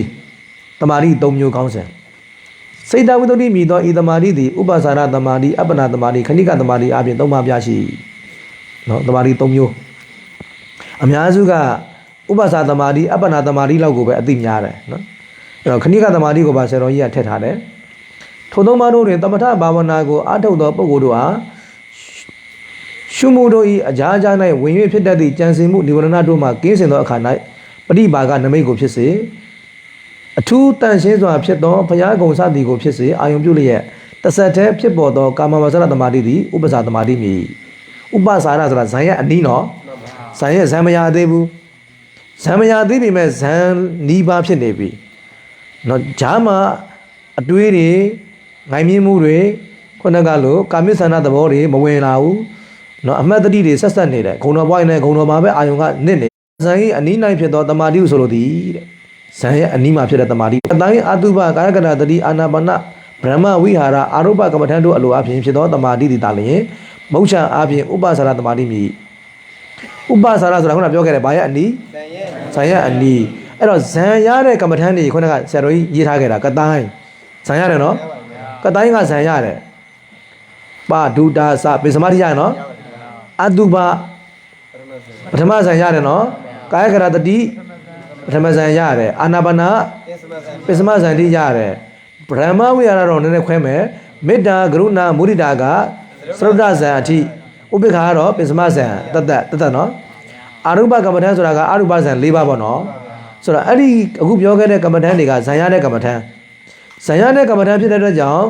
သူ့ရှိမှရတဲ့တမာတိဒီဥပ္ပစာတမာတိပေါ့ဟုတ်ပြီနော်အဲ့တော့သူကဇံရအနာမှာဖြစ်လို့အဲ့ဒီဇံရအရှိမှဖြစ်တဲ့တမာတိကိုဥပ္ပစာရတမာတိ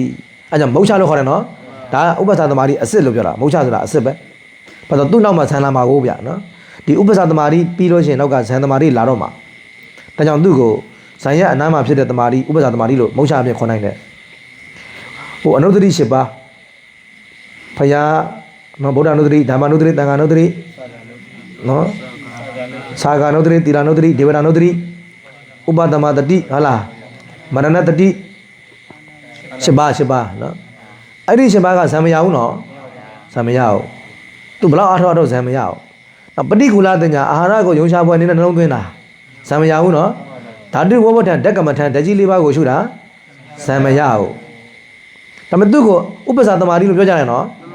သူကြတော့ဥပ္ပစာဆိုတဲ့စကားလုံးတွေဇံရဲ့အနည်းဆိုတဲ့အဓိပ္ပာယ် မထွက်တော့ဘူးနော်မထွက်တော့ဘူးဘာလို့သူကဇံမမရှိတာလေအဲကြောင့်သူကကြတော့ဘာဖြစ်လဲဆိုတော့ဥပ္ပဇ္ဇသမာဓိချင်း level သွားတူတာနော်ဟိုဇံရတဲ့တမာဓိဇံရတဲ့နော်ကမ္မသတိ၈ပါးတွေပฏิကူလပညာတွေပွားများအထောက်တဲ့ခါမှာနော်အမတ်တွေဆက်သွားပြီနော်ဓာတ်ကိုရှုနေတဲ့အချိန်မှာလဲဓာတ်တွေအထူးအာဘောတိဇောမှာတကြီးလေးပါးကိုရှုတဲ့အခါမှာနော်တကောလုံးဘယ်နေရာရှုဓာတ်တွေပဲထင်းနေတယ်အမတ်ကဆက်နေတယ်ဓာတ်နော်ဒီဓာတ်တွေမှာပဲစိတ်ကကျက်စားနေတယ်ဓာတ်တွေပဲရောက်နေတယ်ဆိုရင်နိဝရဏတွေမဝင်တော့ဘူးပေါ့အဲ့လိုနိဝရဏတွေကင်းပုံအားဖြင့်တူးနေလို့ဘာခေါ်လဲဥပ္ပဇ္ဇသမာဓိအဲကြောင့်ဥပ္ပဇ္ဇသမာဓိအစစ်နဲ့အလားတူနေတော့ကြောင့်ဥပ္ပဇ္ဇသမာဓိမြည်ပေးတယ်နော်ဥပ္ပဇ္ဇသမာဓိအစစ်မဟုတ်ဘူးလို့ခေါ်တာအဲ့သဘောသမာဓိ level အတူတူပဲနော်သမာဓိ level ကအတူတူပဲအဲကြောင့်တပည့်တို့ဓက္ကမထမ်းကိုအားထုတ်တဲ့အခါမှာအဲကြောင့်မဟာသီစေတော်ဘုရားကြီးတို့ကဝိပဿနာယာနိကလို့ပြောပြီးမဲ့ဓက္ကမထမ်းပါရဏောသူတို့ကတချို့ကအဲသမာဓိမပါဘဲနဲ့ဘယ်လိုလုပ်မြင်မှလဲဆိုတော့ဓက္ကမထမ်းပါနေတယ်လေနော်ပေါ်ရရှုဆိုတာကဓာတ်သဘောတွေမလားသူတို့ကဓာတ်သဘောတွေပေါ်တာကိုပြောနေတာလေခန္ဓာကိုယ်မှာတောက်နေတာတွေဟုတ်တယ်မလားကွေးတာဆန်းတာတွေလှမ်းတာတွေဆိုတာတွေကဓာတ်တွေမလားဓာတ်တွေနော်လက်ကိုကွေးလိုက်တယ်ဆန်းလိုက်တယ်ဓာတ်သဘောတွေလေခြေထောက်ကိုလှမ်းလိုက်တယ်ဓာတ်သဘောတွေလေနော်အဲ့တော့အဲ့ဓာတ်သဘောတွေကိုရှုတဲ့အခါမှာဥပ္ပဇ္ဇသမာဓိ level ရောက်တယ်နော်သူတို့ကစိတ်ကလုံးဝငြိမ်းသွားပြီးတော့ဘယ်အာယုံမှမရောက်တော့ဘူးဒီဓာတ်တွေမှာပဲစိတ်ကရောက်နေတယ်နော်အဲကြောင့်ဥပ္ပဇ္ဇသမာဓိနဲ့အလားတူနော်သမာဓိမျိုးဖြစ်နေတယ်အဲ့တော့ယုံတဲ့သဘောတွေကိုနော်ဖြစ်ပြမြင်ပြီဆိုရင်ခဏိကသမာဓိဖြစ်ပြီနော်သူတို့ကဖြစ်ပြတယ်မြင်ပြီဆိုရင်တော့ခဏိကသမာဓိဖြစ်ပြီနော်ခဏိကသမာဓိဖြစ်ပြီအေးကောင်းပြီဗျာဒါကြောင့်ဟိုတချို့ကလာဟာမဟာသီစေတော်ဘုရားကြီးတို့နီးလန်းမှာသမာဓိမပါပါလားလို့ပြောကြတယ်ပါပါတယ်လို့ပြောတာနော်ပါပါတယ်ကဲစတုတ်ကနီးအရာဒီစာမျက်နှာ80မှာနော်စတုတ်ကနီးအရာ၄ပါးပစ္စကနီးအရာ၅ပါးပြသောရူပဇံနှင့်အရူပဇံ၄ပါးတည်းဟူသောတမာဘက်၈ပါး၉ပါးသည်အပ္ပနာသမာဓိမြည်နော်ရုပ်အာယုန်တဲ့နာအဲ့လိုမျိုးတခါတလေဆရာတော်ကြီးကအဲ့ဒီမာဇေတော်ဘုရားကြီးကနော်အဲ့ဇံနေပုံစံမျိုးနဲ့နှိုက်ရှိပြတာတွေရှိတယ်တိလားဝိပဿနာသမားတွေကိုတခါတလေဇံသမာဓိတွေနဲ့နှိုက်ရှိပြတာတွေရှိတယ်နော်ကဲထားပါတော့ဝိပဿနာဘာဝနာကိုအားထုတ်သောပုဂ္ဂိုလ်တို့အားတတ္တာဝီရိယတတိသမာဓိပညာဘိုးတွေနော်တို့ကနော်တတ္တာဘိုးဝီရိယဘိုးတတိဘိုးသမာဓိဘိုးပညာဘိုးတွေမလားရည်လားလိုအပ်တယ်အားတွေခွန်အားတွေလိုအပ်တယ်တရားထုတ်တဲ့ပုဂ္ဂိုလ်တွေခွန်အားလိုတယ်ရုပ်ခွန်အားလိုတော့နာမ်ခွန်အားလည်းလိုတယ်နော်ခန္ဓာကိုယ်အားမရှိလဲဆိုတော့တရားတစ်ခါတလေမတွတ်တတ်ဘူးတို့ကရုပ်ခန္ဓာအားရှိဖို့လိုတော့နာမ်ခန္ဓာလည်းအားရှိဖို့လိုတယ်တတ္တာအားဝီရိယအားတတိအားသမာဓိအားပညာအားနော်ဟိုမင်းကုန်းဆရာတော်ကြီးလားညောင်ရဲဆရာတော်ကြီးလားမသိတခါပြောတာကြားဘူးတယ်။ကြားဘူးတယ်ဆိုတာအေယုံမေတုတန်ပါတစ်ဆင့်ကြားဘူးတာပေါ့။ပြန်မသိရင်ကိုယ်တိုင်ကြားဘူးလို့ဖြစ်နေမှာဆိုလို့နော်။အဲစရတန်ကနာခက်တုံးကလေနော်။အဲယထာဟိုအတွဲလိုက်နော်ဆရာတော်ကြီးအတွက်ယထာအတွဲလုံးငါကြွလာတယ်ပေါ့။သူတို့တန်ခါနာကိစ္စနဲ့ထင်တာပဲလေ။နော်ညောင်ရဲဆရာတော်ကြီးလားမင်းကုန်းဆရာတော်ကြီးလားမသိမကွဲဘူးဒီတော့လဲ။အဲ့တော့တစ်ဆင့်စကားကြားတာဆိုတော့တခါကြီးတယောက်ကနော်ဆရာတော်ကြီးနဲ့ယထာပေါ်မှာဆုံးတော့ရှင်ဘုရားတပည့်တော်ကိုနိဗ္ဗာန်ရောက်ကြောင်းတရားဟောပါဗျာပြောတယ်တခါကြီးကလျှောက်တယ်တခါကြီးတကယ်နိဗ္ဗာန်လိုချင်သလားတဲ့ဟုတ်တယ်လို့ကဟာလိုချင်တာပေါ့ဆရာတော်တပည့်တော်နိဗ္ဗာန်ကိုလိုချင်တာပေါ့ဟုတ်လို့လားတခါဟုတ်ပါတယ်တဲ့အခုတကယ်ပဲနိဗ္ဗာန်သွားချင်တာပေါ့ဆရာတော်ဟဲ့တခါကြီးအခုတခါကြီးကဘာကိစ္စနဲ့လာတာတော့ဆိုတော့သူကိစ္စကစီးပွားနဲ့လာတာလေဟုတ်လားသူကတခါကြီးကအခုယထာဘောရောက်လာတာကနိဗ္ဗာန်တရားနာကိုလာတာမဟုတ်ဘူးလေသူကလိုင်းကျွန်တော်လာတာမလားဆိုလိုက်တာပထမသူယထာဘောကိုရောက်လာရင်ရှိရွေချက်ကသူ့ရဲ့စီးပွားရေးကိစ္စနဲ့သူရောက်လာတာနိဗ္ဗာန်အတွက်ယထာဘောတက်လာတာမဟုတ်ဘူးစီးပွားရေးအတွက်နိဗ္ဗာန်ယထာဘောတက်လာတာအခုကယထာဘောမှာကျွန်တော်တို့သာဆရာတော်ကြီးကိုနိဗ္ဗာန်ရောက်ကြောင်းတရားဟောပါလို့ပြောတာလေအဲ့တော့ဆရာတော်ကြီးတခါကြီးတရားစဉ်းစားပါအောင်တဲ့တခါကြီးကဟိုတကယ်နိဗ္ဗာန်ရောက်ချင်တာဟုတ်ကဲ့လားအခုဘာကိစ္စနဲ့လာတာတော့ဆိုတဲ့ခါကျမှတပည့်တော့အလုပ်ကိစ္စနဲ့လာတာပါဆိုတော့အဲ့ဒါတခါကြီးစဉ်းစားလေဆိုတော့သူ့သဘောပေါက်ပြီဖျားတယ်ဆိုတော့နော်ဆိုတော့တခါကြီးလည်းတော့ခါကြရင်မှတ်ထားတဲ့ဆရာတော်ကြီးနဲ့တွေ့လို့ရှိရင်နိဗ္ဗာန်ရောက်ကြောင်းတရားဟောပါလို့မပြောနဲ့တဲ့နိဗ္ဗာန်လိုချင်တဲ့စိတ်ဖြစ်အောင်ဟောပါဗျာလို့ပြောပါတဲ့သလားဟုတ်တယ်နော်နိဗ္ဗာန်လိုချင်တဲ့စိတ်ဖြစ်အောင်ဟောပြပါဗျာလို့လျှောက်ပါတဲ့ဆရာတော်ကြီးအခုလည်းလိုချင်တယ်ဆိုကြရင်နော်တချို့ဦးစင်းတွေကလည်းနိဗ္ဗာန်မလိုချင်ဘူးထင်တယ်ဆိုကြရင်ဒီထဲမှာတော့နိဗ္ဗာန်မလိုချင်တဲ့ဦးစင်းတွေပေါင်းမထင်တယ်အခုနိဗ္ဗာန်သွားမလားဆိုရင်ဥဒ္ဒနာမသွားသေးဘူးမလားဖြည်းဖြည်းမှပေါ်တယ်ဟုတ်တယ်အခုကဲဒီညပဲနိဗ္ဗာန်သွားကြရအောင်ဆိုရင်သွားသေးဘူးဖျားဟာလားသွားသေးဘူးနော်ဆရာတော်ပဲရှိရကြနောက်ကဒီဘက်လိုက်ခိုက်ပါဖျားပေါ်ဟာလားအဲ့လိုတွေဖြစ်ကုန်မှတင်တယ်ဒီနောက်မှပေါ့နောက်မှပေါ့တကယ်နိဗ္ဗာန်လို့ရှိရင်ဒီလိုဘယ်မှမနေဘူးနော်ဟုတ်တယ်နေရောညာရောတကယ်အပြည့်နဲ့အားထုတ်ကြမှာဗျ တကယ်နိဗ္ဗာန်ကိုတကယ်လိုချင်ပြီဟဲ့ဆိုရင်မရဘူးဗျတကယ်အပြင်းထန်အားထုတ်ပြီဗျနော်အခုကပေါ့ပေါ့ဆဆပဲဆိုတာကအဲ့လောက်ထိမလိုချင်သေးဘူးဟုတ်လားလိုချင်ကမတ်တာလေးရှိမှာပေါ့နော်စန္ဒကတုကမြတာစန္ဒပေါ့ဟုတ်လားလိုချင်ကမတ်တာစန္ဒလေးတော့ဖြစ်မှာပေါ့ဗျာအပြင်းထန်အဓိပတိတက်မနေဘူးနော်တကယ်နေလားကလားလိုချင်ပြီဟဲ့ဆိုရင်ဒီတိုင်းပဲနေကြမှာတော့ဗျနော်အဲ့လိုအဲ့ဒါကြောင့်ဆရာတော်ကြီးကပြောတာနိဗ္ဗာန်ကြောင့်တရားဆိုတာတဲ့နိဗ္ဗာန်လိုချင်တဲ့စိတ်ဖြစ်အောင်ဟောပြပါလို့၆ပါတဲ့နော်ပြန်လာလို့မရလို့စဉ်းစားနေနိဗ္ဗာန်ဆိုပြန်လာလို့မရတော့အေးဥဒ္ဒဇာတာအေးဟုတ်ပြီတော့ပြန်လာခြင်းသေးတာဟုတ်သူကအေးစိတ်မချဘူးဟာနော်အေးကြားရပြမင်းမကြောက်ဘူးအေးပြောဒါတဲ့တရားအားထုတ်တဲ့အခါမှာဒါဒီဦးရဲ့ပူတဲ့ဆန္ဒဒီအပေါ်စစ်မှန်ကိုအပေါ်ကျုံတဲ့ရှင်းဟန်ကိုဒီမှာပုံပြီးတော့ဒီအပေါ်ကိုလုံးကြီးနဲ့တရားအားထုတ်လို့ရပါတယ်ဟိုဘယ်သူမှမရှိရင်ပေါ့လေအေးဘယ်သူမှမရှိပေါ့အေးပါရပါတယ်ဟိုပြီးတော့အဲ့ဒီအားထုတ်နေတဲ့အချိန်မှာဒီရှင်အားလာပြီးတော့တိုက်မယ်ပေါ့အေးဟုတ်ပြီအချိန်ကြိုက်ပြီရှင်အားကြိုက်တာမဟုတ်သေးတောက်တာပေါ့အေးသေးတောက်တယ်ဟုတ်ပါပြီပါအတူတူပါပဲဦးစင်းရဲ့သူကစကားကအလွဲမခံဘူးသူကရှင်ကမကြိုက်တဲ့ဝေးပေါ့ဟုတ်တာပေါ့ရှင်ကသွားမပါဘူးလေဟုတ်တာပေါ့ဦးစင်းကလည်းသူပြောတာမှန်တယ်နော်ဟုတ်တယ်ရှင်ကမကြိုက်ဘူးသေးတောက်တာဟုတ်တယ်အေးလာတောက်တဲ့အခါကျတော့ခံတားသလိုဖြစ်လို့မောင်းထုတ်လိုက်တယ်ဆိုလို့ရှိရင်အဲ့ဒါအပြည့်ဖြစ်နိုင်မလားကဲအဲ့ဒါတော့ဥတိလောကပဲဖြစ်နိုင်မှာတယ်ကိုရှင်လာကြိုက်တာကိုတဲ့မောင်းထုတ်လိုက်လို့ရှိရင်ပြည့်ဖြစ်လားတဲ့စာရီလာတောက်တယ်လို့အေးခံတားသလိုဖြစ်သွားတယ်အဲ့ဆိုဦးစင်းကိုကြားလာကြိုက်လို့ရှိရင်ဦးစင်းဘယ်လိုလုပ်မလဲဦးစင်းတော်ထဲမှာတရားထုတ်တာဆိုတော့ကြားသူ့အစာအနေနဲ့ဦးစင်းလာစားမယ်အဲ့ဒါဘယ်လိုလုပ်ကြမလဲအော်ဟဲ့နောက်ခွင့်ရှိပါတယ်ဦးစင်းရဲ့ဟုတ်ပြီလားနော်မြတ်စွာဘုရားကမောက္ခဒိဋ္ဌာယဟလာသူကမောက္ခဒိဋ္ဌာယဆိုတာပြောထားသေးတာပဲလေလူမျိုးလူတဲ့စိတ်နဲ့ကာကွယ်ခွင့်ရှိတယ်ခုခံခွင့်ရှိတယ်နော်အကုသိုလ်မဖြစ်ပါဘူးနော်အကုသိုလ်မဖြစ်ပါဘူးအေးရှောက်ဘောမေတ္တာဘောနော်အဲ့ဒါမပေါ်လာဘူးဆုံးကားတဲ့ချိန်မှာဒီဆုံးဒီချိန်ကိုမေတ္တာနဲ့နာပွားပြီးနော်အေးကျွေးနေကြည့်တာဟောကြည့်ပါတယ်အေးကြည့်တယ်အေးကြည့်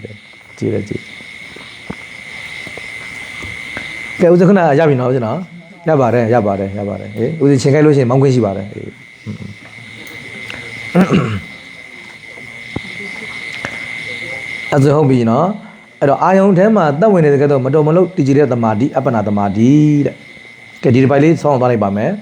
ဝိပဿနာဘာဝနာကိုအားထုတ်သောပုဂ္ဂိုလ်တို့အားတတ္တာဝိရိယတတိသမာဓိပညာတို့ထက်တန်ညီမျှသောအခါ၌အဲ့ဒါရေးကြည့်တယ်နော်ခုနစကားအဲ့ဒါလေးဆက်လိုက်တာပါကိုခံအားကောင်းမှုလို့တို့နော်စိတ်ခွန်အားလည်းကောင်းမှုလို့ဆိုပြောပြတာပါအဲ့တတ္တာဝိရိယတတိသမာဓိပညာတွေညီမျှမှဗျရှုမှတ်မှုကဘာဖြစ်တယ်လဲဆိုတစ်ဆက်လာတာနော်တစ်ဆက်လာတာကိုကိုတတိထားကြည့်ဗျဝိရိယများနေလားသမာဓိများနေလားဝိရိယနည်းလားသမာဓိနည်းလားနော်တတိကတော့နည်းလို့မရဘူးနော်တတိကတော့ main ပဲဗျနော်ဟိုတနေ့ကလည်းဒကမိုင်းတယောက်တရားချလို့အဲ့ဒါပြောဖြစ်သေးတယ်နော်တတိကတော့အဓိက main ပဲတတိအားနည်းလို့ကတော့ဘာမှအလုပ်လို့မရတော့နော်တတိအားနည်းမရဘူးဟိုတို့မဟာဗောဓိမြိုင်စေတော်ဘုရားရှိတဲ့တော့ကပြောမှုတယ်တချို့ယောဂီတွေတဲ့လိမ္ပယ်နဲ့တရားတွေတက်လာတယ်ဆိုပဲဥစ္စာကတက်လာဟိုအားမသိမပါဘူးပေါ့နော်ဟိုနည်းနည်းလေးဖြစ်တယ်ဆိုတော့လေးမိနစ်ဟိုဝိပဿနာလေးကိုဟိုဓာတ်ကလေးတွေမြင်လာတယ်စိတ်ကလေးတွေနည်းနည်းပါမြင်လာတယ်အဲ့ဒါနဲ့ဟိုအကြောင်းကျိုးလေးနည်းနည်းပါမြင်လာတယ်ဒါလည်းဟိုလိမ္ပယ်နဲ့တက်လာတယ်ပေါ့နော်အားသိမကောင်းပေါ့တတ္တဝိရိယတတိသမာဓိပညာတွေကအသိအားကောင်းကြီးမဟုတ်ဘူးလိမ္ပယ်နဲ့ကမ္မဋ္ဌာန်းတက်လာတယ်အဲ့လိုဝိပဿနာဉာဏ်အစပိုင်းလေးအထိဟုတ်တော့ရောက်နေတယ်တကယ်ဝိပဿနာအစိမ့်ပိုင်းသွားတော့မယ်ဟဲ့ဆိုရင်မတက်နိုင်တော့နော်ဘလို့မှတက်လို့မရတော့လိမ္ပယ်နဲ့တက်လို့မရတော့အောက်ခြေမှာသာနည်းနည်းပါးရရှိရလိမ့်မယ်အထက်ပိုင်းကိုရောက်နေဘလို့မှမရတော့အဲ့တော့တတိကအလွန်အားကောင်းမှုလိုတယ်ဆိုတာကိုဆရာတော်ကြီးဆုံးမဖို့တယ်နော်အဲ့တော့တတိအလွန်အားကောင်းမှသာအထက်ဉာဏ်တွေကိုသွားလို့ရမှာဗျအောက်ခြေမှာတော့နည်းနည်းပါးတော့ရရှိရကောင်းရလိမ့်မယ်ရကောင်းရလိမ့်မယ်ပြောတာနော်ဒါတော့မှရကောင်းရလိမ့်မယ်လို့ပြောတာဒါတခြားဘက်ရမယ်လို့မဆိုလို့ရကောင်းရလိမ့်မယ်ဒါပေမဲ့အထက်မှာတော့လုံးဝမရအောင်တတိအားနေရင်တော့ဘလို့မှမဖြစ်နိုင်အဲ့တော့တတိကိုသာနာနာတိထောင်းပါနော်တတိကိုအဓိက main ထားတတိဆိုတာခုနလိုအမှတ်မပြတ်စင်းနဲ့နော်ရှုမှတ်မှုကိုစနိုင်သမျှစအောင်ကြိုးစားနော်ရှေ့အမှတ်နဲ့နောက်အမှတ်ကိုစနိုင်သမျှစအောင်ကြိုးစားအဲ့ဆိုရင်ခုနကတမာတိတွေတက်လာလိမ့်မယ်ပညာတွေတက်လာလိမ့်မယ်ဗျာနော်အဲ့တော့အဲ့ဒီအမှတ်ကိုစအောင်ကြိုးစားနေတာဝိရိယပဲနော်အမှတ်ကိုစက်ဖို့အတွက်ကိုကြိုးစားနေတာကစေတသိက်ကဝိရိယပဲနော်စေတသိက်ကဝိရိယကကြောင်းသားဆိုင်နေတာအမှတ်မပြတ်သွားအောင်စိတ်မပြတ်နေသွားအောင်နော်ရှေ့မှတ်နောက်မှတ်ဆက်သွားအောင်ကြောင်းသားဆိုင်နေတာစေတသိက်ကဝိရိယပဲအဲ့ဆိုရင်တမာတိပညာတွေတော့ကလိုက်လာလိမ့်မယ်နော်ဟုတ်တယ်အရှိခံကောင်းကြိုးစားမှာတတိကောင်းအောင်ကြိုးစားတချို့ကပညာသွားလို့နေထားလိုက်တာမဟုတ်ဘူးတတိမပါဘဲနဲ့မရဘူးစာပေထဲမှာကတတိတံပစဉ္ညာသုံးတယ်လေတတိကအကြောင်းတရားဉာဏ်ကအကျိုးတရားပဲ တတိမပါဘဲနဲ့ဉာဏ်မဖြစ်ဘူးနော်ပြီးတော့ခဏခဏရုပ်ပါတိုက်ပါဠိရောနော်တတိဝိရိတတလေ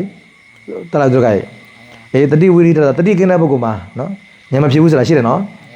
တတိဝိရိတတတိကင်းတဲ့ပုဂ္ဂိုလ်မှာဉာဏ်မဖြစ်ဘူးဆိုတာရှိတယ်နော်ကောင်းပြီထိုအာယုံကိုကြံစည်မှုនិဝရဏတို့သည်အကြာအကြာ၌ဝင်ရမဖြစ်ကုန်ပြီအဲ့လိုအမှတ်ဆက်သွားပြီဆိုရင်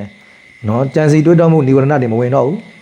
ထို့သောကာလ၌ရှုမှတ်တိုင်းယုံနယ်အာယုံ၌တည်ကြည်စူးစိုက်သောတမာတိသည်ထက်တန်ထင်ရှားစွာဖြစ်နေတယ်အာယုံထဲမှာစူးဝင်နေတယ်ယုတ်အာယုံနဲ့အာယုံမှာစူးနေတယ်စူးစိုက်ပြီးတော့ဝင်ရောက်နေတယ်ဤတမာတိသည်ခဏိကတမာတိမြည်၏အဲ့တော့ယုတ်အာယုံနံအာယုံတွေပေါ်မှာနော်စူးစိုက်ပြီးတော့ရှုမှတ်နေတဲ့တမာတိသည်ခဏိကတမာတိရှုမှတ်သောစိတ်အခိုက်အတန့်များတည်ကြည်စူးစိုက်သောတမာတိကိုဆိုလိုသည်နော်အဲ့ရှုမှတ်တိုင်းမှာပါတယ်နော်ဟိုသမထနဲ့မတူတာကသမထကအာယုံတစ်ခုတည်းကိုမှစူးစိုက်ရတာနော်ဝိပဿနာကအာယုံတစ်ခုတည်းလို့မဆိုလို့ဘူးနော်အဲ့ဒီချက်ကိုတော့သတိထားတချို့ကသမထကိုအာသန်တဲ့အခါမှာဟာဝိပဿနာသမားတွေကဟိုအာယုံရောက်လိုက်ဒီအာယုံရောက်လိုက်ဘလို့သမားတွေရမှာလဲဆိုတော့နားမလဲတာကဝိပဿနာရဲ့သဘောကိုကရုပ်တည်းရဲ့သဘောနာမ်တည်းရဲ့သဘောကိုလိုက်ရှုနေရတာမလားစဉ်းစားကြည့်လေရုပ်သဘောဒီဘယ်လောက်ကြာတော့ခဏလေးပဲခဏလေးနော်စိတ်ရဲ့သဘောဘယ်လောက်ကြာတော့ခဏလေးပဲကဲရုပ်တစ်ခုကိုကြည့်နေတယ်ပြည့်ရုပ်ကကြာလားပြတ်သွားပြီလေပြတ်ပြီဆိုရင်နောက်တဲ့ရုပ်တစ်ခုကိုပြောင်းရှုရတယ်မလားကဲပြောင်းရှုရတာပဲဟုတ်တယ်မလားငါရုပ်တစ်ခုတည်းပဲရှင်းနေမယ်လို့ရလားငါစိတ်တစ်ခုတည်းပဲရှင်းနေမယ်လို့ရလားဒီစိတ်ကတောက်လျှောက်ပြောင်းနေတယ်မဟုတ်ဘူးလားစိတ်တစ်စိတ်ကိုရှုပျောက်သွားနောက်စိတ်တစ်စိတ်ပြောင်း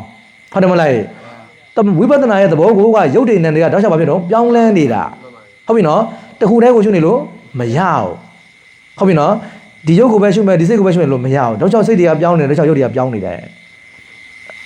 အဲ့ဒါပြောတာအကြောင်းသမထနဲ့ဝိပဿနာကွာတယ်သမထမှာကျတော့ပညာအာယုံမလား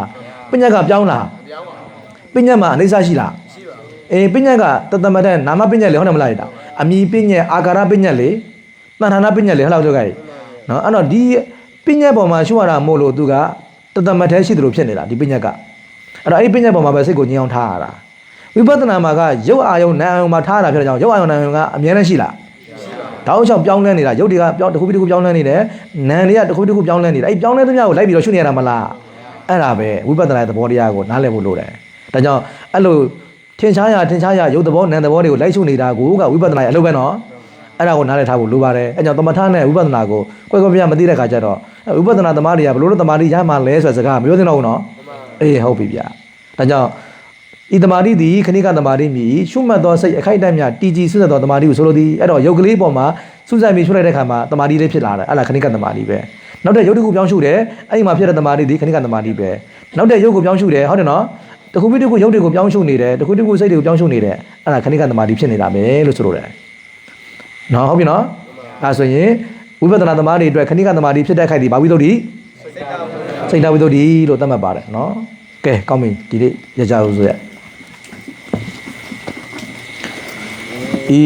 ကုသိုလ်ဤဘုဘာကံကိုမိဘဆရာတန်ဃာတော်ပေါင်းဒိုင်ကမပေါင်းနေပေါင်းနှင့်တကွာတတဝဥသမြတို့အားအမြတ်ပေးဝေကြပါကုန်ညာကြပါစေကုန်တည်းသာဓု